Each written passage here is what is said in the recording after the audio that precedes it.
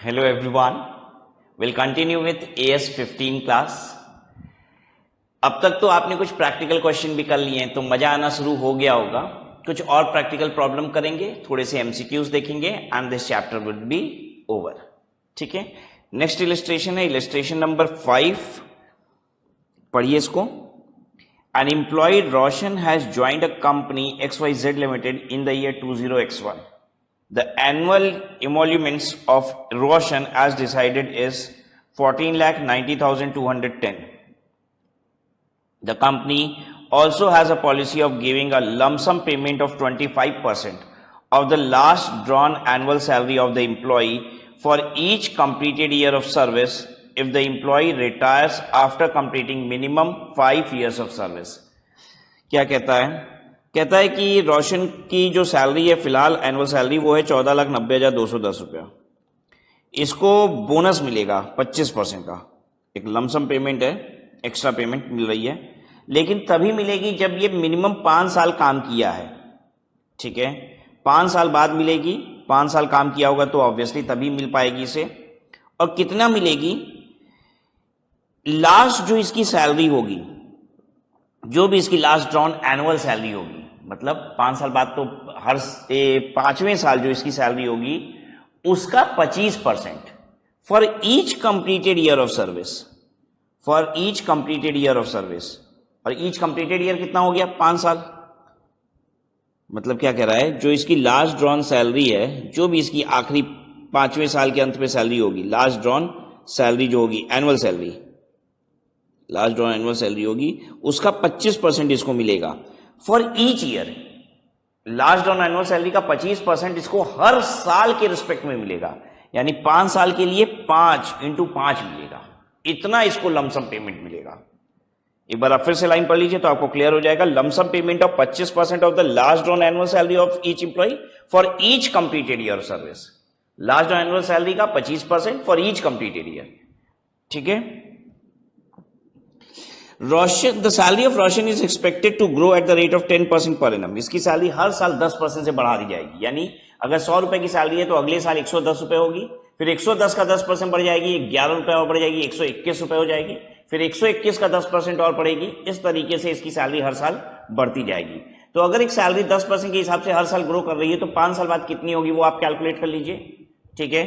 फिर क्या कीजिए, उसमें इंटू 25% कर दीजिए, इंटू 5 कर दीजिए, तो निकल जाएगा लमसम पेमेंट कितना होगा.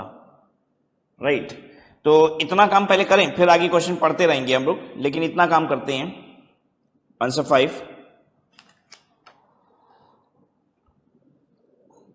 आप निकाल लीजिए इसकी लास्ट ड्रॉन एनुअल सैलरी. पहले लास्ट ड्रॉन एनुअल सैलरी कितनी होगी? इसकी लास्ट ड्रॉन एनुअल सैलरी होगी 14,90,210 रुपया. दिया है ना क्वेश्चन में, 14,90,210 रुपया. हाँ, 14,90,210 into 1 + 10/100 to the power 5. Compound interest का formula, principal 1 + rate/100 to the power 5. ठीक है. क्योंकि कंपाउंडिंग हो रही है ना, हर साल 10% से बढ़ेगा, फिर उस पर 10% बढ़ेगा, फिर उस पर 10% बढ़ेगा. जैसे ब्याज पे ब्याज होता है उस तरीके से कैलकुलेशन करनी है ना हमें. तो 14,90,210 इंटू 110/100 पे पावर 5. अब ये 110/100 पे पावर 5 आपको निकालने आता है कि नहीं? कैलकुलेटर पे नहीं आता है तो आप जरा देखिए कैसे होगा. आप कैलकुलेटर पे लिखेंगे 110 divided by 100 is equal to. ठीक है. फिर इसके बाद आप दबाएंगे 2 बार इंटू का साइन दबाएंगे, 2 बार इंटू का साइन दबा दिया. फिर आप दबाइए इज इक्वल टू. ठीक है. तो इज इक्वल टू क्या बार दबाए? एक बार पहले ही दब गया था, 100/110, 110/100 इज इक्वल टू आपने दबाया था. फिर 2 बार इंटू दबा के फिर इज इक्वल टू दबा दिए, तो 2 बार इज इक्वल टू दब चुका है. आपको 5 बार इज इक्वल टू टोटल दबाना है. 2 बार इज इक्वल टू हो गया, फिर 3 बार और दबा दीजिए, 1 2 3. ठीक है. तो ये कितना आ रहा है? 14,90,210 इंटू 1.61051. कर लीजिए मल्टीप्लाई इंटू 14,90,210, ये आ रहा है 23,99,998 रुपया। ठीक है, आप चाहें तो राउंडेड ऑफ फिगर में 30 लाख रुपया रख सकते हैं, 24 लाख रुपया रख सकते हैं। ठीक है, ये आ रहा है 23,99,998। ठीक है, let us make it 24 lakh. 24 lakh रुपए इसको लास्ट ड्रॉन इसकी सैलरी होगी। ठीक है, लास्ट ड्रॉन सैलरी इसकी 24 लाख रुपया होगी। मतलब अब ऐसा नहीं ना होगा इसकी सैलरी 23,99,998 रुपया होगी, मुझे लग रहा है 24 लाख रुपए इसकी सैलरी हो जाएगी 5 साल बाद। अब डिफाइंड बेनिफिट ऑब्लिगेशन जो है वो कितनी है? डिफाइंड बेनिफिट ऑब्लिगेशन, अच्छा किसी का नहीं आया है 24 लाख, तो एक बार फिर से देख लो मेरे बच्चों कैसे निकलेगा 24 लाख रुपया। देखो आपने ये कैसे किया है, हमने किया है इसकी calculation 110/100 is equal to, calculator पे दबाया, फिर 2 बार इंटू दबा के फिर इज इक्वल टू दबाया, फिर इज इक्वल टू, फिर इज इक्वल टू, फिर इज इक्वल टू, और आ गया 110/100 इज इक्वल टू 2 बार इंटू फिर इज इक्वल टू, ठीक है, और फिर 3 बार और is equal to. Total number of is equal to कितना आना चाहिए? 5 बार इजिकल टू दबना चाहिए, 1 2 3 4 5। अगर 2 दी पावर 3 होता तो कैसे निकलता? 110/100 इजिकल टू, 2 बार इंटू फिर इजिकल टू, और फिर 1 बार और इजिकल टू। ठीक है, इस तरीके से कैलकुलेटर पे इसको पावर निकालते हैं। हाँ, ये 10% पे था तो 110/100 की, ये 20% होता तो 120/100 करते। ठीक है, अब डिफाइंड बेनिफिट ऑब्लिगेशन, यानी ये जो लमसम पेमेंट की बात कर रहा है वो कितना देना पड़ेगा? लमसम पेमेंट कितना देना पड़ेगा? लास्ट ड्रॉन सैलरी का 25% हर साल के लिए, इतना है हर साल के लिए, 5 साल काम किया है, इंटू 5 हो जाएगा 24 लाख इंटू 25% इंटू 5, ये हो गया 30 लाख रुपया। यानी इसको जो एनुअल, जो इसको बोनस मिलने वाला है 5 साल के अंत पे, वो 30 लाख रुपए मिलेगा। ठीक है, अब कंपनी को अगर 30 लाख रुपए इसको 5 साल के अंत पे देना है, ध्यान से समझिएगा, तो हर साल इसको 6 लाख रुपए इकट्ठा करने की आवश्यकता है। 5 साल में अगर 30 लाख की लायबिलिटी है तो यानी एनुअली हम लायबिलिटी कितने रुपए की एज्यूम कर लें? 6 लाख रुपया। ठीक है, यही आपको सिखाया भी गया है कि अगर 30 लाख रुपए का आपको पेमेंट करना है 5 साल बाद, तो ऐसा नहीं है कि आप 5 साल बाद पूरा 30 लाख रुपए का खर्चा अपने अकाउंट्स में दिखाओगे। अकाउंटिंग यही आपको सिखाया जा रहा है S15 में कि आप लायबिलिटी रिकॉग्नाइज करना शुरू कर दीजिए हर साल। ठीक है, अगर 5 साल में 30 लाख रुपया देना है तो इट इज बेटर कि आप 6 लाख रुपए की लायबिलिटी हर साल रिकॉग्नाइज करना शुरू कर दें। तो ये क्या बोलना चाहता है, इस बात को समझिए।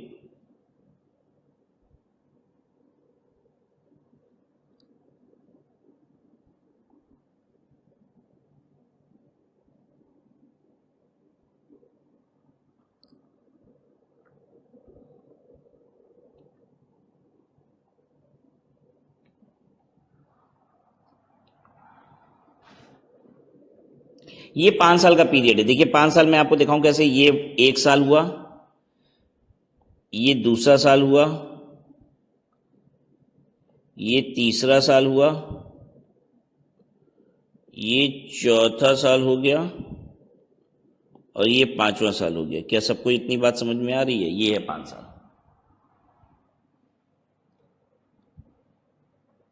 ठीक है, दीज आर द 5 ईयर्स। अब इसमें जो सबसे पहली बार हमें 30 लाख रुपए देना कहाँ है? 5वें साल के अंत पे देना है। वी हैव टू पे 30 लाख रुपीज यहां पे आपको 30 लाख रुपए देने हैं। ठीक है, हमको 6-6 लाख रुपए की लायबिलिटी क्रिएट कर लेनी चाहिए। कहां पे? हमको 6-6 लाख रुपए की लायबिलिटी क्रिएट कर लेनी चाहिए। कहां पे? एक लायबिलिटी हमको यहां क्रिएट करनी चाहिए, एक लायबिलिटी यहां, एक यहां, एक यहां, और एक ऑब्वियसली यहां पे आखिरी वाले साल। देखिए 0 to 1 ये 1 साल है। ध्यान से समझिएगा इसको कैसे बोला जाता है, कैसे रीड किया जाता है इसको। This is 1 year. This is beginning of first year and this is end of the first year. आप लायबिलिटी कब रिकॉग्नाइज करते हैं अपने एक बैलेंस शीट में? साल के आखिरी में, ठीक है। तो सबसे पहली लायबिलिटी जो हम क्रिएट करेंगे पहले साल के अंत पे क्रिएट करेंगे, ठीक है। हमें ये 5 जगह लायबिलिटी क्रिएट करने की आवश्यकता है। 6 लाख यहां, 6 लाख यहां, 6 लाख यहां, 6 लाख यहां और 6 लाख यहां। अगर हमने ऐसा कर लिया तो मेरा काम बन जाएगा। अभी तक जितनी बात हमने क्वेश्चन में पढ़ी है उसके हिसाब से ये पोजीशन बनती है। आइए आगे क्वेश्चन को पढ़िए। The company has inducted Roshan in the beginning of the year, ठीक है, and it is expected that he will complete the minimum 5 years before retiring. और ये एक्सपेक्टेशन है कि वो 5 साल कंप्लीट करेगा, यानी लायबिलिटी बढ़ानी पड़ेगी। एंड दस he will get 5 year increment, और इसलिए उसको 5 साल वाली इंक्रीमेंट देनी पड़ेगी। What is the amount the company should charge in its profit and loss account every year as cost of defined benefit obligation? हर साल पीएल में कितना चार्ज करना चाहिए? हर साल पीएल में कितना चार्ज करना चाहिए? Also calculate the current service cost and the interest cost to be charged per year assuming a discount rate of 8%. अब ये क्या मतलब है? कह रहा है करंट सर्विस कॉस्ट कितनी है ये बताइए हमको, ठीक है। करंट सर्विस कॉस्ट कितनी है हमको ये बताइए, ठीक है। एंड इसमें करंट सर्विस कॉस्ट जब आप बताएंगे तो इंटरेस्ट कॉस्ट आपको एज्यूम करनी है 8% की। करंट सर्विस कॉस्ट का मतलब हो गया कि आज के हिसाब से वो लायबिलिटी कितनी है। देखिए आज से अगर 5 साल बाद हमको 30 लाख रुपए देना है तो आज वो लायबिलिटी 30 लाख रुपए की नहीं है। अगर आज से 5 साल बाद हमको 30 लाख रुपए देना है तो आज वो लायबिलिटी 30 लाख रुपए की नहीं है, वो लायबिलिटी आज कम की ही है। 8% का कह रहा है ब्याज भी कंसीडर कीजिए, 8% का डिस्काउंट रेट कंसीडर कीजिए। आइए अब इस बात को समझाते हैं। देखिए अगर हमें डिस्काउंट रेट वगैरह नहीं करना होता तो इस 30 लाख रुपए का मतलब क्या होता? हमें 6 लाख रुपए का 5 बार लायबिलिटी रिकॉग्नाइज करना है, यही मतलब होता है इसका। 30 लाख का मतलब क्या होता है? 6 लाख रुपए की 5 बार लायबिलिटी रिकॉग्नाइज करनी है, ठीक है। एक 6 लाख यहां पे, ध्यान से समझिएगा, दूसरा 6 लाख रुपए यहां पे देना, यहां पे 30 लाख रुपए, इसलिए 5वें साल के अंत पे हमने 30 लाख रुपए लिखा है, ठीक है। एक 6 लाख रुपए यहां पे,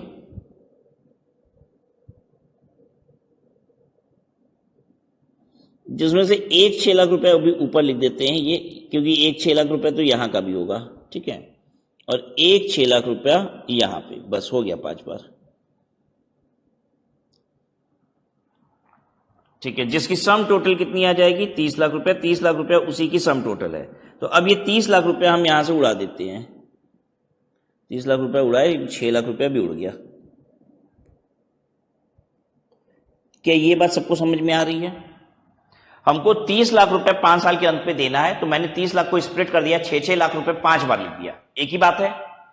फिर मैं आपको समझाने की कोशिश कर रहा हूं कि ये 6 लाख रुपए की लायबिलिटी कब क्रिएट होनी चाहिए। एक बार के लिए डिस्काउंट छोड़ दीजिए कि इसमें बताया है कि डिस्काउंट है, ब्याज मिलेगा, तो इसका मतलब ये हुआ हर साल हमें 6 लाख रुपए करने की जरूरत है। एक 6 लाख रुपए की लायबिलिटी यहां रिकॉग्नाइज करेंगे जो यहां पे करना है, हमें पे तो पूरा यहीं पे करना है ना, 30 लाख रुपया, ठीक है।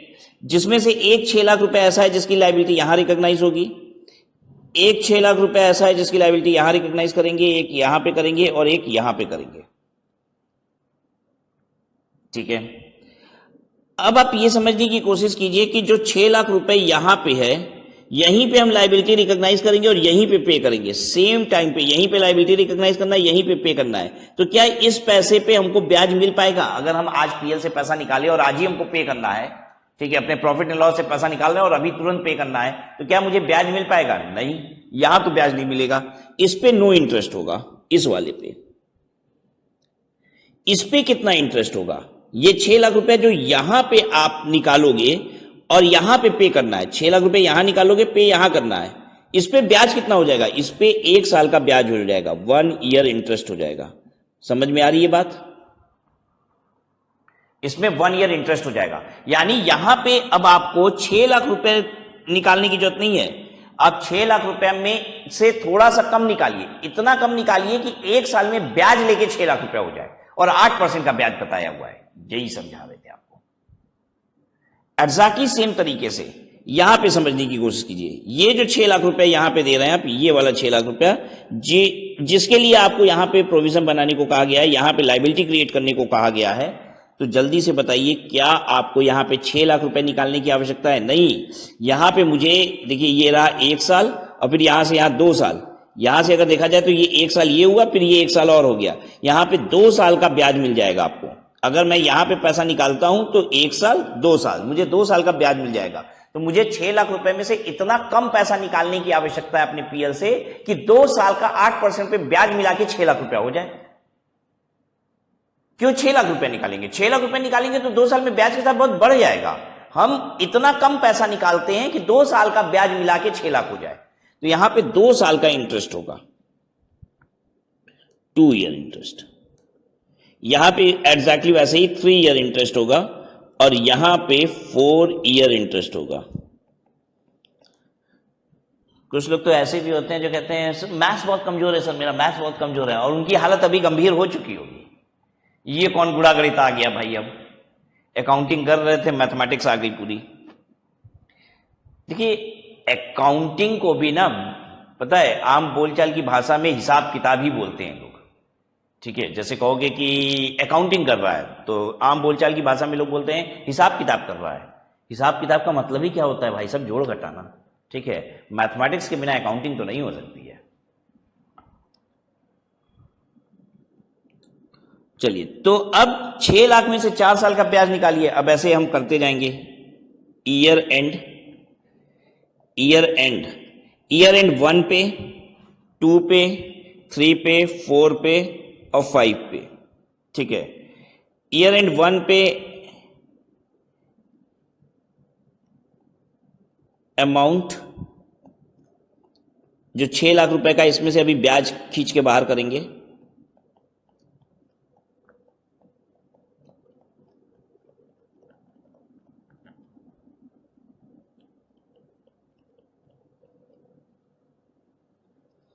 हम उसको बोलते हैं discounting factor at the rate of 8%, ठीक है। और current service cost, current service cost का मतलब हो गया कि आज के लिए लायबिलिटी कितने की है।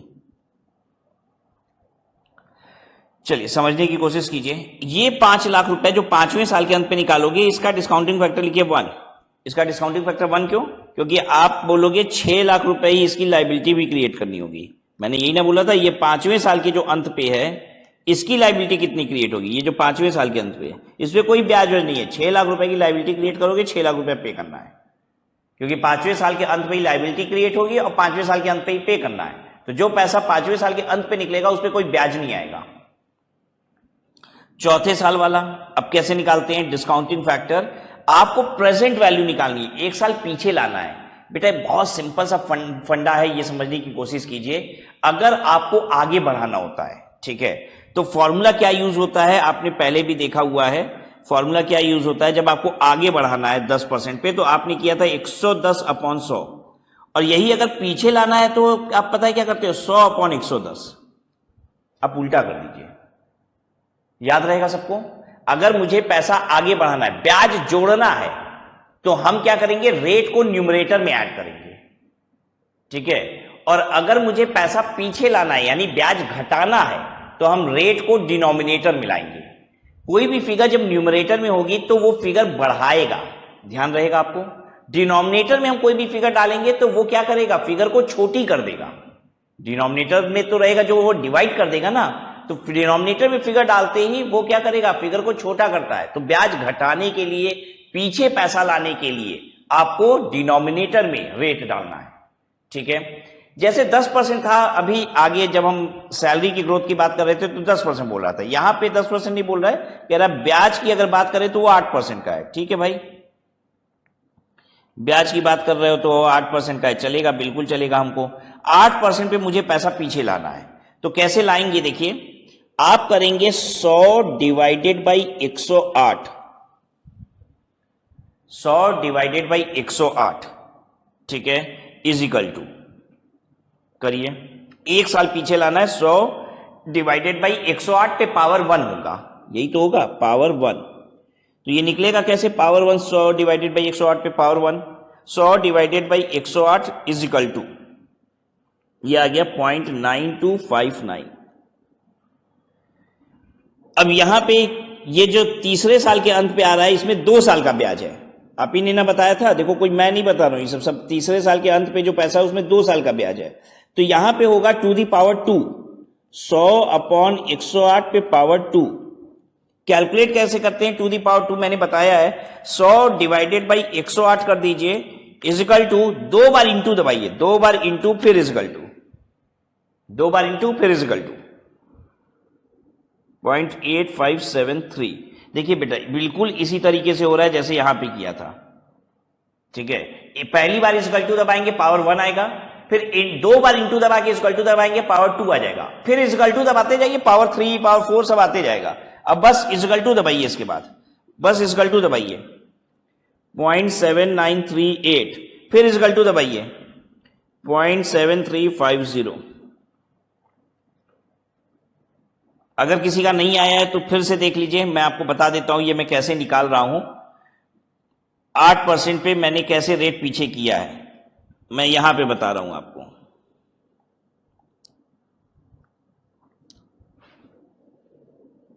मैंने किया 100 अपॉन 108 इजिकल टू, तो पहले साल का आ गया, फिर 2 बार इंटू दबा के इजिकल टू दबा दिया, दूसरे साल का आ गया, फिर इजिकल टू तीसरे साल का, फिर इजिकल टू चौथे साल का। ये उल्टा चल रहा है यहां पे, मतलब पहला मैं इसको बोल रहा हूं, दूसरा इसको बोल रहा हूं, तीसरा इसको बोल रहा हूं, चौथा इसको बोल रहा हूं। ध्यान से समझिए, तो ये वाला जो इजिकल टू आया है, देखो ये जो पहली बार इजिकल टू वो जाके यहां पे चिपकाए हैं, ये जब दूसरी बार वाला आया तो यहां पे चिपकाए, क्योंकि यहां पे 2 साल का इंटरेस्ट है। तो इंटरेस्ट किसमें कितने साल का है ये तो आपको पता ही है। इस वाले में 1 ईयर इंटरेस्ट था, 1 ईयर इंटरेस्ट,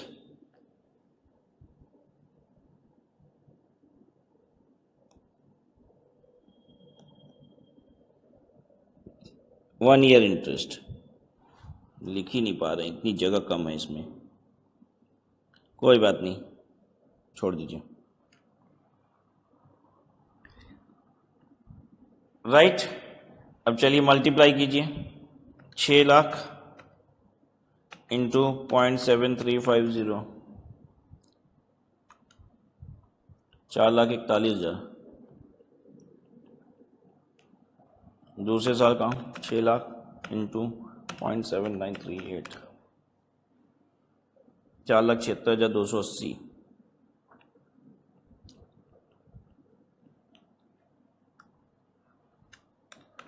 ये अच्छा, पॉइंट के बाद आप कितनी डिजिट लेते हैं इससे आपकी फिगर चेंज भी हो सकती है। जैसे मैंने पॉइंट के बाद 4 डिजिट लिया तो फिगर थोड़ी सी अलग आएगी, आप 3 डिजिट लेंगे तो फिगर कुछ और आएगी, राइट।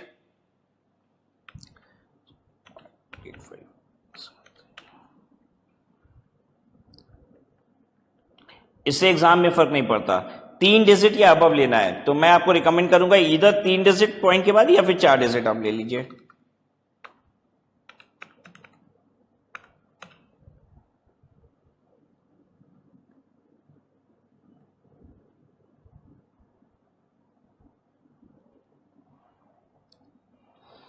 तो ये हो गई करंट सर्विस कॉस्ट हर साल की। तो यही क्वेश्चन आपसे सॉल्व करने को कह रहा था।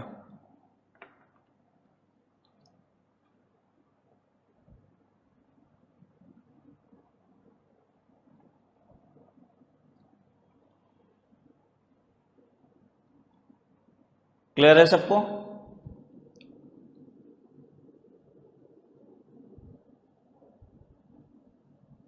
तो amount to be charge in PL कितना होता है, यही करंट सर्विस कॉस्ट। हर साल पीएल में हम इतना चार्ज करेंगे, पहले साल इतना करेंगे, दूसरे साल इतना, तीसरे साल इतना, चौथे साल इतना, पांचवें साल इतना। अब देखिए पहले साल वाले में ना 4 साल का ब्याज है, इसलिए आपको 4,41,000 ही इसे लाइबिलिटी क्रिएट करने की जरूरत है। अब दूसरे साल वाले में 3 ही साल का ब्याज है ना, तो पैसा थोड़ा ज्यादा लगाना पड़ेगा। तो देखिए थोड़ा ज्यादा हो गया। अब इसमें 2 ही साल का ब्याज है तो पैसा और थोड़ा ज्यादा हो गया।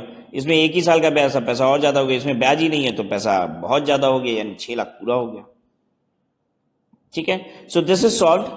आप जब अपनी बुक में देखेंगे तो ये वाला पोर्शन मैंने करा दिया, ये पोर्शन भी मैंने करा दिया, ठीक है। इसके बाद यहां पे देखेंगे calculation of interest cost to be charge per year, ये बेसिकली सॉल्यूशन का पार्ट नहीं है, this is checking of answer, checking of answer आप लिख लीजिए, ये आंसर चेक करने का तरीका है।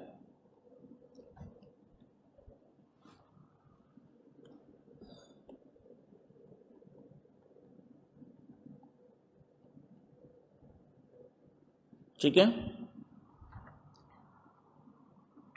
ये आंसर चेक करने का तरीका है। तो कैसे चेक हो रहा है ये भी मैं आपको बता दूं।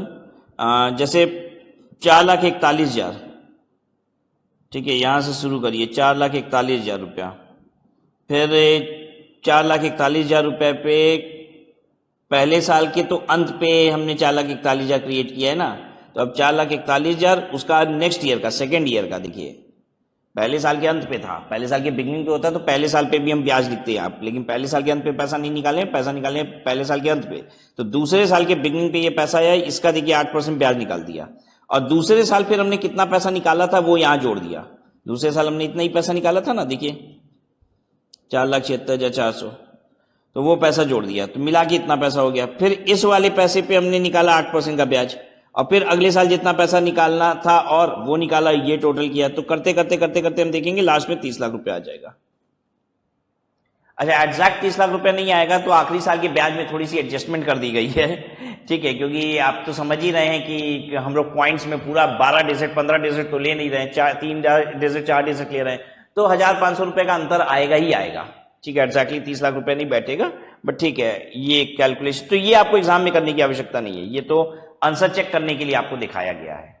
आपका सॉल्यूशन जितना मैंने करा है ये यहां पे कंप्लीट हो गया है, ठीक है।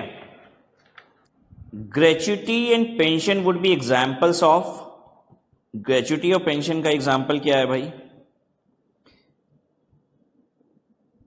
शॉर्ट टर्म एम्प्लॉय बेनिफिट का एग्जांपल ये, long term employee benefit, post employment, ये पोस्ट एम्प्लॉयमेंट का gratuity pension. Non accumulating compensating absence is commonly referred to as, non accumulating वाले कंपनसेटिंग एब्सेंस को क्या बोलते हैं? कैजुअल लीव्स बोलते हैं, ठीक है, और जो एक्यूमुलेटिंग वाले होते हैं वो अर्नड लीव होते हैं, उसका पैसा मिलता है। कैजुअल लीव है मतलब जो आपने कुछ भी ले लिया, कभी भी ले लिया छुट्टी, जिसकी कंपनसेशन नहीं है, तो it's casual leave. The plan that are established by legislation to cover all enterprises and are operated by government includes, state plan कहते हैं उसको। ये कभी कभी MCQs के वर्ड ऐसे होते हैं जो शायद हमको वहीं पे सीखने को मिलते हैं, तो ऐसा मत सोचिए कि I do not know. State plans का मतलब क्या है? बेसिकली स्टेट गवर्नमेंट बहुत सारे पेमेंट्स करवाती है, जैसे ESI का पेमेंट है, ये स्टेट गवर्नमेंट ने मैंडेट कर रखा है। तो यहीं पे कह रहा है कि the plan that are established by legislation, legislation का मतलब law, to cover all enterprises and are operated by government, तो वो स्टेट प्लान है। The best estimate of the variable to determine the eventual cost of post employment benefit is referred to as, best estimate of the variable to determine eventual cost of post employment, post employment का जो eventually cost आएगा उसका best estimate जो हम आज बना लेते हैं उसको क्या कहते हैं? एक्चुरियल एजम्पशन, एजम्पशन की बेसिस पे होता है एक्चुरियल साइंस, जो मैं आपको बताता हूं बार बार, ठीक है। एक्चुरियल वैल्यूएशन भी हम उसको बोलते हैं कि एक्चुरियल वैल्यूएशन हमने किया उसका। एक्चुरियल ऑफ गेन और losses should be recognized through reserve, charged over the expected life of employee, charged immediately to profit and loss account। मैंने बताया था एक्चुरियल गेन और लॉसेस तुरंत पीएल में रिकॉग्नाइज होता है, क्वेश्चन भी किया था हमने इसका, ठीक है। अब भाई ये दो और प्रैक्टिकल प्रॉब्लम है, बस ये प्रैक्टिस वाला प्रॉब्लम हो गया, ठीक है, क्योंकि ऑलरेडी आप इस वैरायटी के क्वेश्चन को कर चुके हो, बस आपके साथ प्रैक्टिस करेंगे इसमें। Question number 1, the following data apply to X Limited defined benefit pension plan for the year ended 31st March 20x2, calculate the annual return on plan asset। आपको एनुअल रिटर्न निकालना है प्लान एसेट पे, ठीक है भाई, annual return यानी the actual return on the plan asset. आपने question किया था जिसमें आपने एक्सपेक्टेड रिटर्न और एक्चुअल रिटर्न दोनों निकाला था, यहाँ पे सिर्फ और सिर्फ एक्चुअल रिटर्न निकालना है। तो देखिए fair market value of the asset year and पे कितना है 1140, और ड्यूरिंग द ईयर हमको पैसा कितना मिला है 2 लाख रुपया। तो ये बेसिकली देखिए मेरी वैल्यू हो गई इन्वेस्टमेंट की। 2 लाख रुपया का बेनिफिट पेड हुआ है प्लान से, मतलब 2 लाख रुपया मुझे रिसीव हुआ, 11,40,000 रुपए की इन्वेस्टमेंट की वैल्यू ईयर एंड पे थी। यानी टोटल मुझे जो मेरे इन्वेस्टमेंट से मुझे आया है वो है 13,40,000 रुपया। मैंने लगाया कितना था 840 ओपनिंग में वैल्यू थी, 280 और लगाए, यानी कि 10,80,000 लगाए, तो डिफरेंशियल मेरी इनकम है। कर देते हैं आंसर 1।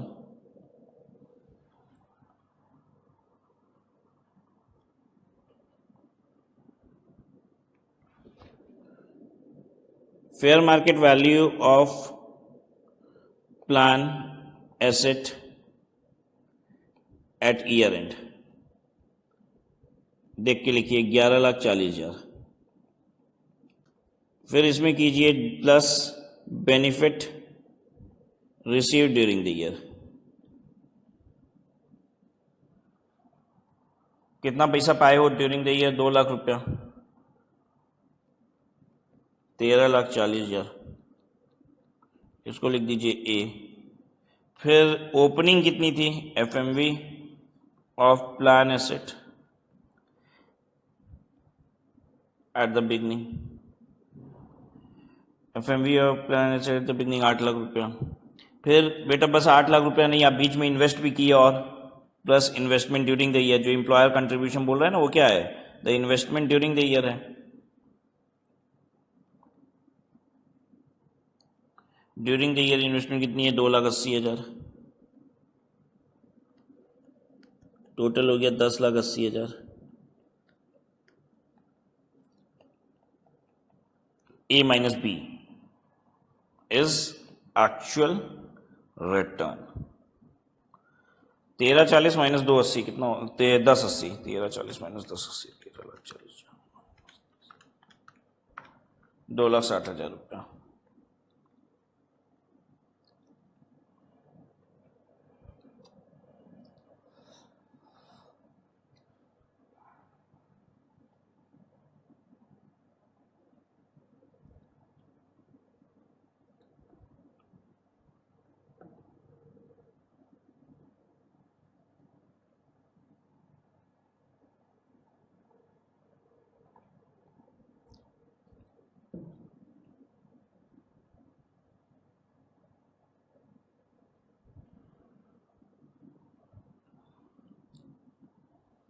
आगे देखिए, the fair value of plan asset of Anupam limited was 2 lakh in respect of employee benefit pension plan as on 1 April 20x1। Fair value of the plan asset 2 lakh रुपया 1 अप्रैल को यानी ओपनिंग में। 30 सितंबर को the plan paid out benefit of 25,000 and received inward contribution of 55,000। Plan ने benefit पे किया 25,000 का, यानी मुझे 25,000 रुपया मिला, और प्लान ने इनवर्ट कंट्रीब्यूशन रिसीव किया 55,000 रुपए का, यानी मैंने 55,000 रुपए इन्वेस्ट किया। ठीक है, प्लान एसेट का मतलब है इन्वेस्टमेंट, ठीक है ना। इन्वेस्टमेंट ने 25,000 दिया, यानी मुझे फायदा हुआ 25,000 रुपए का, मुझे रिटर्न आया, और फिर मैंने 55,000 रुपए इन्वेस्ट भी किया। ईयर एंड पे एफएमवी जो हो गई वो 3 लाख रुपए हो गई। Company has made an estimate based on its market studies and prevailing prices. 1 अप्रैल को कंपनी ने एक एस्टीमेट बनाया था कि क्या रिटर्न आएगा, तो बनाया था कि डिविडेंड इंटरेस्ट से 10.25% आ जाएगा, 3% ग्रोथ हो जाएगी, रियलाइज गेन ऑन प्लान ऐसे मतलब ग्रोथ हो जाएगी, वैल्यू में इंक्रीज आ जाएगा 3% का। हालांकि 3% का करीब खर्चा लग जाएगा इन्वेस्टमेंट में, administrative cost of managing fund में खर्चा आएगा 3% का, तो कुल मिला के नेट रिटर्न 10.25% का ही आएगा। तो आपसे कह रहा है एक्सपेक्टेड रिटर्न क्या थी और एक्चुअल रिटर्न क्या बनी, आप बताइए। तो देखिए एक्सपेक्टेड रिटर्न हम किस पे बनाएंगे, 2 लाख रुपए हम स्टार्टिंग में लगाए थे, उसका निकाल लेते हैं, साल भर का रिटर्न कितना बनना चाहिए। और फिर हमने 55,000 रुपया 30 सितंबर को लगाया, लेकिन अपनी जेब से 55,000 नहीं लगाया, 25,000 रुपया आया, फिर 55,000 रुपया दिया सेम डेट को ही, 25,000 रिटर्न आई, 55,000 रुपया दिया, यानी मैंने मोटा मोटी 30,000 रुपये ही लगाए। तो 2 लाख रुपया का रिटर्न हम साल भर का देखेंगे, और इस 30,000 रुपए पे रिटर्न 6 महीने का देखेंगे 10.25% के हिसाब से। ये थी मेरी एक्सपेक्टेड रिटर्न। भाई हम जो लगाएंगे उसी पे रिटर्न चाहिए ना हमको, ठीक है, रिटर्न साल के अंत पे देखेंगे। अब ऐसा थोड़ी ना है कि आप कहोगे नहीं सब 55,000 रुपए पे देख लीजिए, तो हम आपसे पूछेंगे एक बात बताओ हमको, कोई एक इन्वेस्टमेंट है 1 लाख रुपए की, ठीक है, हर महीने वो हमको 10,000 रुपए देते भी जा रहा है, और फिर भी आप कह रहे हो कि 10% की हम एक्सपेक्टेशन देखेंगे हम अपनी, तो 1 लाख रुपए पे 10% अभी कहोगे और चाहिए हमको साल के अंत में। अरे बेटा तुमको हर महीने वो 10,000 दे दिया है, अभी तुम्हारी एक्सपेक्टेशन भरी नहीं है क्या? तो पहले जो रिटर्न है उसको हटा दीजिए, फिर रेट एक्सपेक्टेशन बताइए कि आपकी कितनी है। मैं फिर से समझाने की इसी बात को कोशिश करता हूं। मान लीजिए हम आपसे ये कहते हैं कि आपने 1 लाख रुपया साल के बिगनिंग पे दिया, ठीक है, हर महीने आपको 10,000 रुपये आते जा रहा है, लेकिन आप वो 10,000 रुपये री इन्वेस्ट करते जा रहे हो, वापस से देते जा रहे हो, ठीक है, 10,000 आया 10,000 दिए, 10,000 आया 10,000 दिए, हर बार ऐसा हो रहा है। तो आपको एक्सपेक्टेशन रिटर्न की किस पे? अरे वही 1 लाख रुपए पे ही ना यार, वही जो 1 लाख रुपए ओरिजिनली लगाए थे, तुम जो अपनी जेब से लगाए उस पे ना रिटर्न चाहिए हमको, उस पे ना मेरी एक्सपेक्टेशन होगी। 10,000 रुपये हर महीने आ रहा है, 10,000 रुपये हर महीने देते जा रहे हो, तो बात तो खत्म हो गई ना वो, ठीक है। ये थोड़ी ना कहोगे कि 10,000 रुपया हमने 1 लाख रुपए स्टार्टिंग में लगाया था, हर महीने 10,000 लगाए, 1,20,000 ये भी लगाए, अब कुल मिला के हमको साल के अंत पे इतना चाहिए, राइट? वो तो खुद ही जो पैसा आया था वही गया, री इन्वेस्टेड है, सो द ओरिजिनल अमाउंट, तो जितना हम पैसा लगा रहे हैं उस पर एक्सपेक्टेड रिटर्न बनेगी। आंसर 2।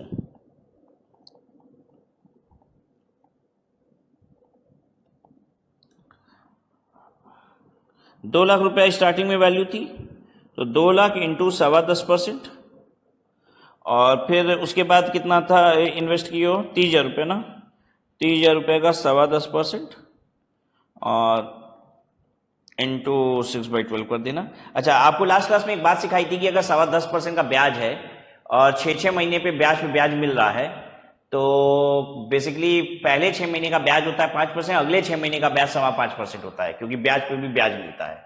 तो मैंने कहा था कि आप चाहो तो ऐसे करो, नहीं तो आप सीधे आधा कर दोगे तो भी एग्जाम में कोई दिक्कत नहीं है, आपको पूरे नंबर मिलेंगे, पूरे मतलब पूरे मिलेंगे, ठीक है। तो मैंने आपके लिए कॉम्प्लेक्स नहीं बनाया इसको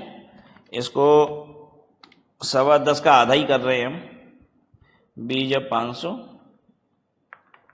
और यहाँ हो गया 1,537 रुपये 50 पैसा,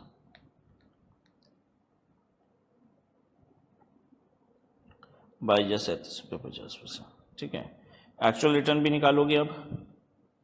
एक्चुअल रिटर्न तो अभी जैसे ऊपर निकला है ना, बिल्कुल वैसे ही निकलेगा actual return.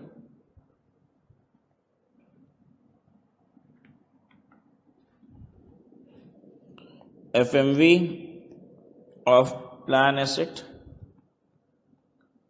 Eight year and, ठीक है। दूसरा रिटर्न रिसीव्ड हो गया ए, फिर FMV of plan asset eight year beginning, और फिर इसमें ऐड करेंगे आप investment during the year.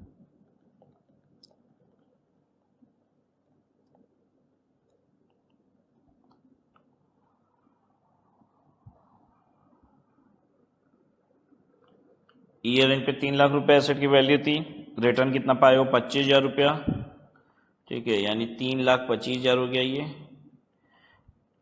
Beginning में वैल्यू कितनी थी उसकी? 2 लाख रुपया। इन्वेस्टमेंट ड्यूरिंग द ईयर कितना किए हो? 55,000 रुपया। अब आप कहोगे यहाँ क्यों 55,000 रुपया ले रहे हैं? तो बेटा 25,000 रुपया आया बोल रहे हैं तो 55,000 रुपया गया बोलेंगे, या तो फिर इसको इग्नोर कर दो रिटर्न रिसीव, तब आप इन्वेस्टमेंट 30,000 लिख देना यहाँ। ये अगर हम इग्नोर कर देंगे तो यहाँ 30,000 लिख देंगे, लेकिन ऐसा कर नहीं रहे हैं ना हम। मेरी जेब से कितना गया, मेरी जेब में कितना आया, ठीक है, ये देख लीजिए डिफरेंशियल, तो ये आपकी एक्चुअल में इनकम हो गई।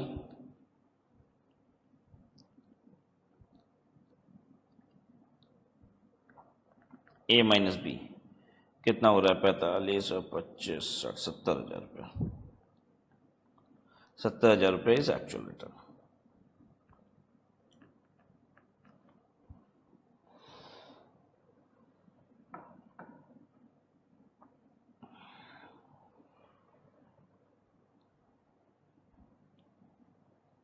Right, so this brings an end to this chapter. तो हम लोग ने AS 15 एम्प्लॉय बेनिफिट खत्म कर लिया।